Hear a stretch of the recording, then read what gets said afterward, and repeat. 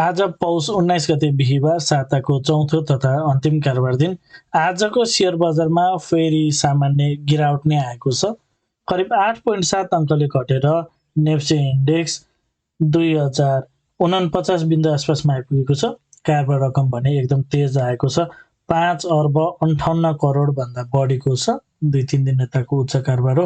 आजको शेयर बजारको अवस्था के कस्तो रहेछ, विभिन्न टेक्निकल टुल्सहरूको अवस्था के कस्तो रहेको छ, टेक्निकल्ली नेप्सेको मुभमेन्ट के कस्तो रहेको छ, समीक्षा गर्नको लागि सधैँ चाहिँ आज पनि नेप्से एनालाइसिस लिएर म उपस्थित भइसकेको छु।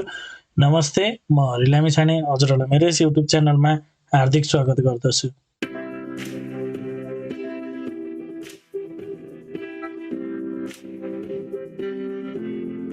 यस युट्युब च्यानल मार्फत मैले शेयर बजारसँग सम्बन्धित विभिन्न किसिमका भिडियोहरू लिएर आउने भएको हुनाले यदि हजुरहरूले अहिलेसम्म पनि मेरो च्यानल सब्स्क्राइब गर्नुभएको छैन भने कृपया च्यानल सब्स्क्राइब गरिदिनु होला र भिडियो पुरा हेर्नुभयो भने हजुरहरूले मैले भन्न खोजेको कुरा सबै सजिलैसँग बुझ्न सक्नुहुनेछ।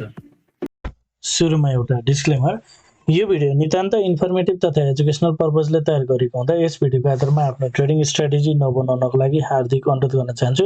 केवल स्टडीको लागि, कम्पेरिजनको लागि र रेफरेन्सको लागि मात्र यो भिडियो प्रयोग गर्नको लागि सबै अडियन्सहरूमा निवेदन गर्न चाहन्छु। स्क्रिनमा नेप्सेको प्राइस चार्ट देख्न सकिन्छ।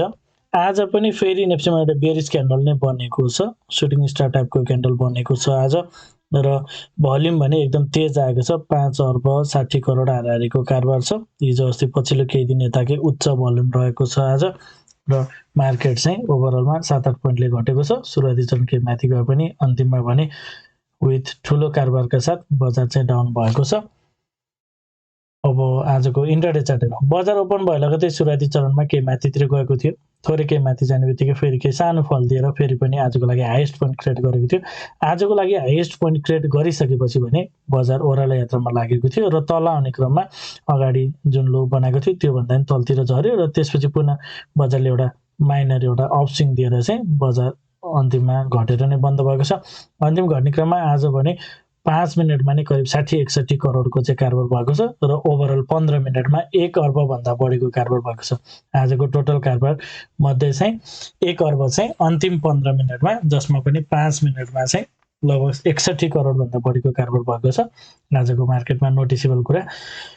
र बजारको ट्रेन्ड के छ भनेर यदि हामी हेर्छौँ भने जुन हिसाबले बजार तेज घटिरहेको थियो, हिजो एउटा लो क्रिएट गरेर चाहिँ बजार माथितिर एउटा पुल माथितिर जाने क्रम चाहिँ सुरु भएको थियो र आज फेरि माथिबाट चाहिँ फेरि तलतिर जान खोजेको जस्तो प्याटर्न छ। ओभरअल एउटा लोएस्ट पोइन्टबाट केही माथि पुगेर बजार साइडवेज गएको रूपमा लिन सकिन्छ। ट्रेन्ड के छ भनेर एनालाइसिस गर्ने हो भने चाहिँ जुन हिसाबले बजार एउटा लेभलबाट चाहिँ शार्प डाउन भएको थियो, यसरी शार्प डाउन पछि चाहिँ एउटा पुलब्याक मुभको लागि जाँदै थियो र पुलब्याक कम्प्लिट गरेर फेरि पनि बजार चाहिँ आफ्नो एउटा डाउन ट्रेन्डमा चाहिँ जान खोजेको रूपमा चाहिँ यसलाई हामी यो हिसाबले चाहिँ विश्लेषण गर्न सक्छौँ। मार्केट यो हिसाबले पुनः तलतिर जान खोजेको जस्तो देखिन्छ। 5 मिनट टाइम फ्रेममा जुन हिसाबले एउटा लो लगाएर मार्केट पुलब्याकको लागि माथि जाँदै थियो, एउटा पुलब्याक कम्प्लिट गरेर फेरि पनि आफ्नो डाउन ट्रेन्ड कन्टिन्यू गर्न खोजेको, जुन हिसाबले बजार घटिरहेको थियो फेरि पनि त्यसलाई कन्टिन्यू गर्ने हो कि भन्ने प्याटर्न चाहिँ देखिएको छ।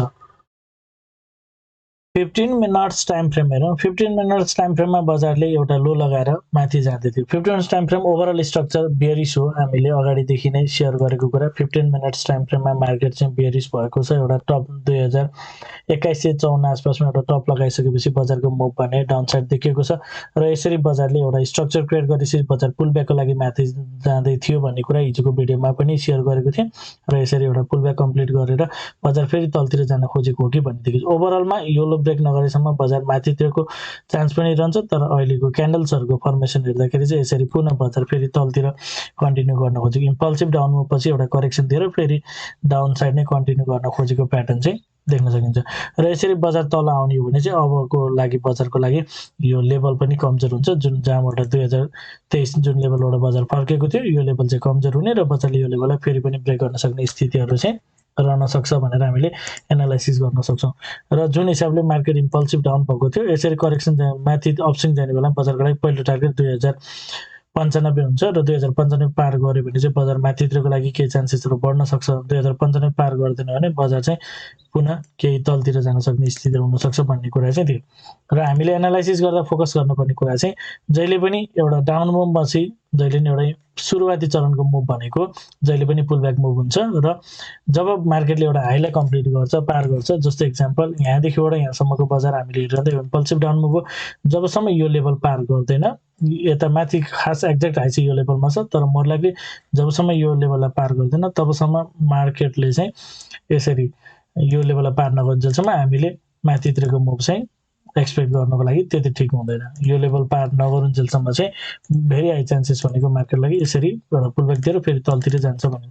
यो घटिरहेको बजारमा बढ्दो बजारमा चाहिँ जबसम्म बजारले एउटा लो ब्रेक गर्दैन तबसम्म जति पनि एउटा करेक्सन आउँछ यो टाइपको, यो भनेको एउटा नर्मल करेक्सन हो भनेर हामीले बुझ्नु पर्यो। सेम सिनारियो जस्तो यता माथि चाहिँ बढ्ने बेलामा एउटा करेक्सन हुन्थ्यो, अहिले डाउन साइडको मार्केट भएको हुनाले घट्ने बेलाको चाहिँ यो करेक्सन हो। यो 15 मिनट्सको स्ट्रक्चर हो, क्लियर हुनु होला।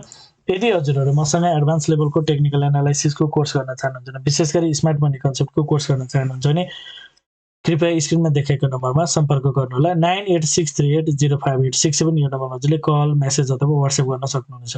साथै यदि हजुरहरू मेरो सल्लाहमा सेयर खरिद बिक्री गर्न चाहनुहुन्छ, एज अ एडभाइजरको रूपमा पनि मलाई लिन चाहनुहुन्छ भने यही नम्बरमा सम्पर्क गर्न सक्नुहुनेछ। अब डेली टाइम फ्रेममा जाउँ। डेली टाइम फ्रेमको क्यान्डल हामी हेर्छौँ नि, आज एउटा बेयरिश क्यान्डल बनेको छ। बजार सुरुवाती चरणमा केही माथि गए पनि ओभरअलमा घटेर नै बन्द भएको छ। आजको क्यान्डलले चाहिँ जुन हिसाबले बजार, हिजोको क्यान्डलले जुन हिसाबले बजार घटाएको थियो यसले माथितिर जान्छ भन्ने खालको अर्थ राख्थ्यो। आजको क्यान्डलले चाहिँ हिजोको क्यान्डललाई खासै त्यति भ्यालिड गराउन सकेको छैन। यसले चाहिँ पुनः मार्केट डाउन जान सक्ने पोसिबिलिटी चाहिँ राख्छ र आज बजार चाहिँ माथि जाने क्रममा जुन क्यान्डलले चाहिँ बजारलाई तल खसालेको थियो, एउटा साइडवेज बसिरहेको मार्केटमा यो जुन अस्ति बनेको क्यान्डल छ, यो क्यान्डलले जुन हिसाबले बजार तल झारेको थियो, यो पनि सुटिङ स्टार टाइपको क्यान्डल छ, सिमिलर टाइपको क्यान्डल आज पनि छ। यही क्यान्डलबाट चाहिँ पुनः यो क्यान्डलमा रहेको सप्लाईले चाहिँ बजारलाई तल झारेको रूपमा हामीले बुझ्न सक्छौँ। अब आगामी दिनमा बजारले डेली क्यान्डल हेर्दाखेरि केही साइड बसे पनि ओभरअलमा यो लेभललाई चाहिँ यो जुन अघि हिजो बनाएको लो छ यसलाई चाहिँ ब्रेक गर्दै तलतिर जान सक्ने स्थितिहरू पनि बन्न सक्छ। आज एउटा बेरिश क्यान्डल बनेको छ, हिजोको क्यान्डललाई चाहिँ इन्भ्यालिड गरेको छ। पुनः मार्केट चाहिँ डाउन कन्टिन्यू हुन सक्ने पोसिबिलिटी आजको क्यान्डलले राख्छ। त्यस्तै आवरली टाइम फ्रेम हेरौँ। आवरली टाइम फ्रेममा बजारको मुभ चाहिँ फाइनै देखिएको छ, पोजिटिभ देखिन्छ। आवरली टाइम फ्रेममा यसरी बजारले एउटा अगाडिको हाईलाई पार गरेर हाई क्रिएट गरेको हुनाले बजार नर्मल करेक्सनमा आएको हुनसक्छ र बजार फेरि माथि गएर चाहिँ एउटा अप ट्रेन्डको च्यानल चाहिँ क्रिएट गर्छ कि यो हाईलाई पार गर्दै माथितिर जान सक्छ भन्ने एनालाइसिस छँदैछ, तर यसको चान्स चाहिँ कम राख्नुपर्छ भन्ने कुरा चाहिँ मैले हजुरहरूलाई सेयर गरिरहेको छु। किनभने बजारले चाहिँ डेली टाइम फ्रेममा एउटा सप्लाई जुन चाहिँ ट्याप गरेर मार्केट चाहिँ तलतिर झरिरहेको, डेली टाइम फ्रेममा इम्पल्सिभ एउटा डाउन मुभ पछि अघि हामीले 15 मिनट्समा एनालाइसिस गरे जस्तै 15 मिनट्समा एउटा इम्पल्सिभ डाउन मुभ पछि चाहिँ बजारले एउटा करेक्सन दिएर फेरि यो हिसाबको डाउन मुभ जान खोजिरहेको छ। अब यो यहीँबाट तलतिर जान्छ अथवा पुनः माथि गएर तल आउँछ, त्यो सेकेन्डरी कुरा र अथवा यो हाईलाई ब्रेक गरेर माथि जाला, त्यो पछिको कुरा। अहिले चलिरहेको करेन्ट प्राइस एक्सन अनुसार चाहिँ बजार यो हिसाबले फेरि तल जान खोजेको हो कि भन्ने देखिएको छ। र आवरली टाइम फ्रेममा क्यान्डल्सहरू हेर्छ भने एउटा लो यसरी तेज घटिरहेको बजार अहिलेसम्म पनि यो लो कन्फर्म नै भएको छैन। बजार यसरी बिचबिचमा माइनर अपस्विङ गए जस्तै अहिले पनि एउटा माइनर अपस्विङ गएको हुन सक्ने बुझ्न सकिन्छ। र बजार तल आउने क्रममा 2017 देखि 1950 मा एउटा डिमान्ड जोन रहेको छ। यो लेभलबाट बजार केही माथितिर जान सक्ने चान्स अझै पनि रहन सक्छ। केही माथि गएर तल झर्न पर्यो भने यसरी चाहिँ तल झर्छ कि भनेर हामीले हेर्न सक्छौँ। र बजारले चाहिँ हामीले भने जस्तो चलिरहँदैन र मार्केट 2017 वा त्योभन्दा तलतिर आएर माथि जान्छ भन्ने क्रममा 2023 बाट केही माइनर अपस्विङ गयो। बजार जुनसुकै लेभलबाट पनि केही तलमाथि उतार चढाव चाहिँ भइरहेको हुन्छ। यो कुराहरूलाई पनि हामीले स्वीकार्न पर्ने हुन्छ। र विकली टाइम फ्रेम साताको अन्तिम कारोबार दिन यो हप्ताको क्यान्डल एनालाइसिस गर्ने नि यो हप्ता पनि एउटा बेरिश क्यान्डल नै बनेको छ। बजार सुरुमा तल झरेको बजार केही माथितिर जाने प्रयास गरे पनि माथितिर टिक्न सकेन र तल नै बजार चाहिँ बन्द भएको छ। यो क्यान्डलले जुन अगाडिको क्यान्डल छ त्यो क्यान्डललाई भ्यालिड गराएको छ। र ओभरअलमा यसरी तेज घटेको बजार जहाँबाट चाहिँ मार्केट यसरी सार्प फल भएको थियो, जुन सप्लाईले मार्केटलाई यसरी तल खसालेको थियो, फेरि पनि त्यही क्यान्डलमा पुगेर चाहिँ बजार तलतिर आउन खोजेको जस्तो देखिन्छ। र विकली टाइम फ्रेम अनुसार मार्केट फेरि पनि तलतिरको यात्रामा रहन सक्छ। मिनिमम पनि अगाडिको जुन क्यान्डल छ यो क्यान्डलतिर चाहिँ आउँछ कि भन्ने हिसाबले हेर्न सकिन्छ। हजुरहरूलाई मेरो भिडियो के कस्तो लागिरहेको छ कमेन्टमा जानकारी गराइदिनु होला। भिडियो मन परेको छ, उपयोगी भइरहेको छ, भिडियोले हजुरलाई केही सहयोग पुर्याइरहेको छ भने भिडियोमा एक लाइक भने अवश्य गरिदिनु होला। साथै च्यानलमा नयाँ हुनुहुन्छ, पहिलोपटक हेर्दै हुनुहुन्छ भने अथवा अहिलेसम्म पनि च्यानल सब्स्क्राइब गर्नुभएको छैन भने च्यानल सब्स्क्राइब गरिदिनु होला भन्न चाहन्छु। ओभरअलमा कन्क्लुजन भन्नुपर्दाखेरि चाहिँ बजार जुन हिसाबले हिजो एउटा माथितिर गएको थियो त्यो एउटा माइनर पुलब्याक मात्र रहेछ, जुन 15 मिनट्स टाइम फ्रेममा अथवा 5 मिनट्स टाइम फ्रेममा लोवर टाइम फ्रेममा पुलब्याक गरेको छ, त्यो एउटा जस्ट माइनर पुलब्याक मात्र रहेछ भन्ने खालको एउटा चाहिँ त्यो तरिकाले चाहिँ बाइस भएर एनालाइसिस गर्न सकिने र आजको क्यान्डलले पुनः मार्केट चाहिँ तलतिर जान्छ कि भन्ने खालको, हिजोको बुलिस क्यान्डलले चाहिँ इन्भ्यालिड गराउँछ कि भन्ने खालको एनालाइसिस चाहिँ रहेको छ। आजको लागि यति नै। हवस् त, धन्यवाद, नमस्ते।